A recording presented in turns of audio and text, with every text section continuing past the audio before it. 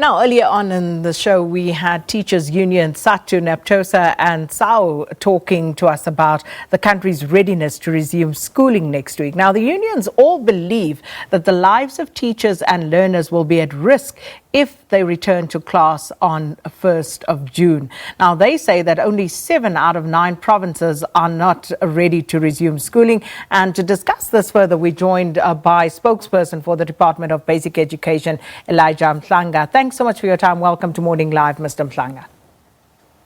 Good morning, Sakina. Thank you so much. Let me start off by just gauging the department's opinion, your view as to how yesterday went with regard to the return of teachers to school. Sakina, I must say that it was quite encouraging to receive images from different provinces with different activities, including the training of teachers on how to use the PPE material which they received in those schools and districts where the material was delivered.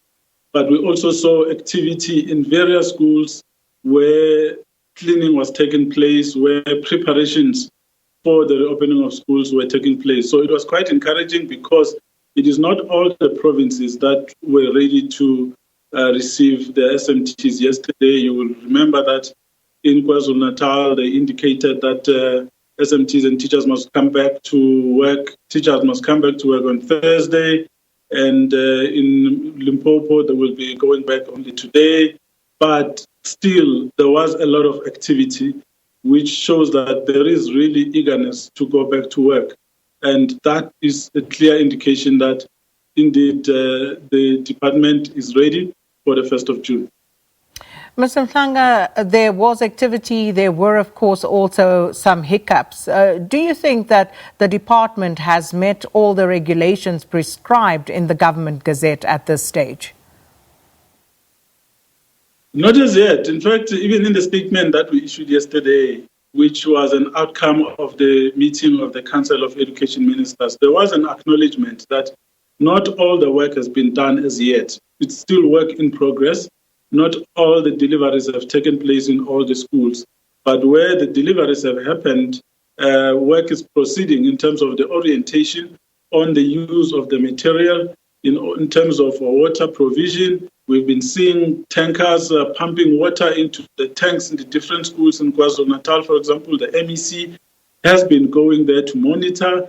Even today in Mhlanga, the MEC and the Deputy Minister will be going to some schools in Kabokweni and other parts of the province to check on the work that is being done. All of that is indication that indeed there is progress, albeit at different stages. So we never expected that all the schools would be ready at exactly the same time. But we said that whoever is ready must proceed. And we're working on that basis. So even the insinuation that 7 provinces are not ready, it cannot be correct, because you cannot look at the province as a whole, whereas the province has several schools in it, and some of those schools are ready while others are not. So it cannot be correct to look at it in that way. The provinces are at various stages of readiness, and this week has been dedicated to ensuring that all that was supposed to be done gets done ahead of the 1st of June reopening. Mr. Mhlanga, earlier the unions were unanimous in expressing that they believe it is one country, one school calendar, and failing which some schools are ready to return to school next week, there should be no return. So what's your view on that? We are preparing for the reopening of schools on the 1st of June for learners in grade 7 and grade 12. The problem with what the unions were saying is that they were speaking as though they are outsiders, when in fact they are part and parcel of the sector and part and parcel of the planning.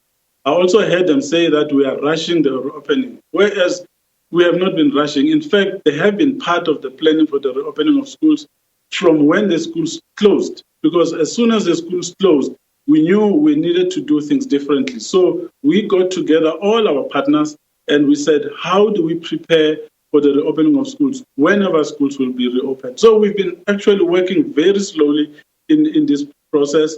We've been consulting widely. We meet the teacher unions twice a week, so they know exactly what is taking place, and their input is taken on board and considered at all times. So it is incorrect for them to stand as though they are outsiders and that they're spectators, whereas they are active participants in the work that we are doing as a sector. We respect them. We know that it is their membership who are responsible for the work that is happening in schools.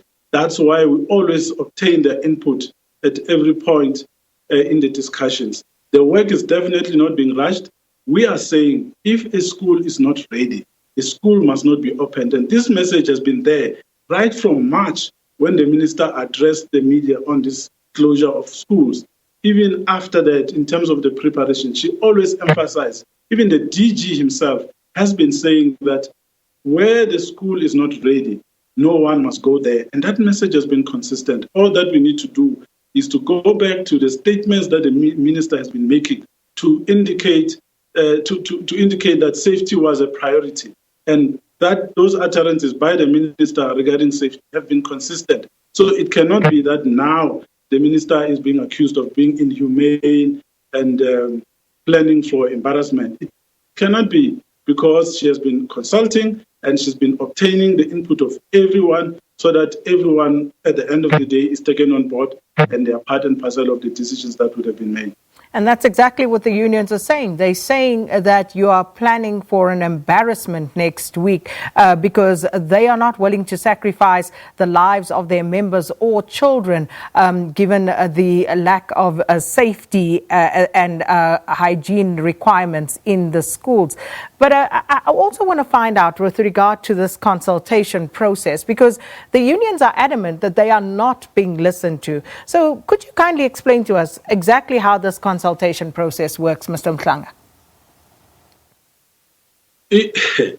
The teacher unions, just like the SGB associations and the principal associations, get invited to a meeting, a consultative meeting, and in that meeting, the minister will request the Director General to present a State of Readiness report, which looks at various issues. And that report will be tabled for everyone, and everybody listens. And once that has happened, the minister will go to each and every union to get their input on each and every matter, whether it's learner transport, whether it's curriculum trimming, whether it's school nutrition program, or is it the safety of teachers and the delivery of PPEs, and all other issues that are there on the agenda. And each union will come up with its own views. And at the end of that process, the minister will then sum up and their input. And they can come back as well and say, yes, Minister, on this one, we see things going in this particular way. So everyone has unlimited time to say their say on how they see things going forward. And their input has always been taken on board at every point. It cannot be expected that we'll agree all the time on all the things. It's not like that, but they are fully aware and are providing constructive advice to the minister, and all the decisions that have been taken, their input has always been part of it. So that's why I'm saying it cannot be that they're speaking as though they're outsiders, when in fact we have a full register and minutes and recordings of all the input that they've made and what has been done, taking into account what they've said. There have been many agreements on the way forward, and one of the key issues of agreements with them is that the safety of the teachers, the safety of all employees, the safety of learners is of utmost importance. We have always agreed with them that where lives are compromised, we shouldn't even dare go, which means if a school is not ready, no one must go there. So we are on the same page as that on that particular matter. And it cannot be that they are making it sound like we are differing. We are not differing, we are not rushing, we are working together with them. We have been consulting all the orientation guidelines and all the standard operating procedures, all the documents that are required have been communicated to them. They are available on the website. We've spoken to the district directors, we've spoken to the circuit managers, we've spoken to the Principals Association. All that needs to happen now is for all those different structures to communicate to each of their people appropriately. And the only way that can be done is for the SMTs to go back to school so that they can know what they're supposed to do, and they will then make sure that the teachers as well are ready, because the teachers themselves need to be orientated so that when learners come through to schools on the 1st of June, they also know what to do. There's a lot of work that needs to be done. We are doing that work at different paces, but come June 1, schools will reopen, And we are happy with the work that is being done right now in different provinces. So what are you basing that optimism on, given what the teacher unions are saying and given the concerns that they have expressed, Mr. Mhlanga? Are you able to give us a sense of exactly how many schools are ready as we speak today and how many you expect to be ready to return to class on the 1st of June? In fact, on that issue of monitoring, the minister said last week that she had appointed a consortium of organizations that will be doing an independent audit on the schools. And that work has already started. You have a consortium that is led by the National Education Collaboration Trust. You've got the Human Sciences Research Council in there. You've got Plus 94 Research in that organization, in that consortium. New Leaders Foundation are there as well as NCICA Consulting. All these organizations have come together, bringing the expertise to conduct an independent verification in terms of the preconditions for the reopening of schools. And that work will be given to the minister and the MECs to consider in terms of the compliance by the schools in the different provinces. So instead of just speaking for ourselves as a sector, we have appointed an agency, a consortium that will actually go out there to give us an independent verification, because we don't want anecdotal evidence. We want credible, independent information that will come through to indicate that these number of schools are ready and here's a number of schools that are not ready, so that we can establish how we support those schools. That's why the minister said to the MECs, let's meet again on Thursday morning to look at the work that has been done, because it's a countdown now to the 1st of June. So let's monitor every day. Let's be everywhere. Let's check what is taking place so that when we come back again on Thursday, we're able to establish exactly where we are. It's at that point when the number of schools that are ready will be made known based on the work that would have happened. Remember, for you to know how many schools are open, you need people to have gone to those schools so that they are able to report from where they work and pass through that information to the provincial office. So when exactly is that committee expected to report back to the minister, one? And if not all schools are ready to return on June the 1st, what does that mean with regard to planning and also making sure that, as the unions were concerned about, there's one calendar for all schools? It was always a phased approach.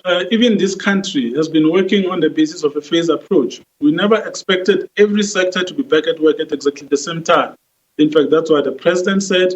That's what the ministers will be saying later today when they address the media at 4 and 6. We just need to listen to that. The whole country, the approach is that of phasing in different sectors. So even in our planning, we said it will be a phased approach in terms of the grades that are going back to school, but also in terms of the readiness per school on when they are going back to work. So we are there. We are not expecting that all the schools are going to be ready at exactly the same time, because we are working under abnormal circumstances. So we are saying, because of the safety requirements that need to be in place, even if the date is the 1st of June, if you have not ticked all the boxes, don't go there, because we don't want you to place the lives of teachers. We don't want you to place the life of learners and other employees who work in the school at risk. Rather, delay the reopening, make sure that the material is in place. So what does that mean then for those schools, the learners at those schools that may not be ready to go back on June the 1st? And bearing in mind, of course, that this is a phased reopening. We fully understand that. But if there are still schools who are not able to receive those grade 12 and grade 7 learners, if it's not safe, if it's not hygienic, what happens then? What are the plans in mitigation? Remember, under normal circumstances, when we open schools, we always give us the first 10 days to fix all other issues that need to be fixed, and we are able to use that period to monitor, find out where the challenges are, and we are able to provide the necessary support. We are going to do the same thing even at the time. The 1st of June, we expect schools to reopen, and we'll be monitoring on an hourly basis where there are challenges. We'll make sure that we provide support to those schools so that they too are able to comply and be able to get back on track. We will see in terms of the number of days that they would have lost, but a catch-up plan for those schools will will then be put in place to ensure that they are able to be on the same level with everyone else to the second of the first. So it means that if you are not able to open on the 1st of June, you should at least be able to open by the end of that week or a few days after that. But you should be working towards the reopening. That's why we are saying the phased approach, which we are going to monitor it. And we understand also that some people are afraid, not necessarily that the system is not ready. The system is ready, but it's the human factor, the fear factor that is interfering with the commencement of work in those groups. So we are going to be supporting people. That's why if you look at the work that we've been doing, we're talking about psychosocial support as well, because we know, in fact, when the minister started speaking at the last media briefing, she said the coronavirus has brought a lot of trauma to all of us in South Africa and around the world. So that's the basis of our planning, that we understand that there's fear, there's trauma. Counseling will be there as well. But we need people to be back at work for us to be able to start exactly the amount of work that needs to be done. Right now, we're also working on establishing the number of teachers that have come with who will not be able to come back to teach because of other conditions that they might have. And for us to be able to get that done, well, unfortunately, and I apologize profusely, but the quality on that line deteriorating quite badly there, Mr. Mhlanga, and unfortunately we cannot hear you very clearly anymore at this stage. So we have to leave that one there with the Department of Basic Education spokesperson Elijah Mhlanga, that line cutting out and unable to hear Mr. Mhlanga further.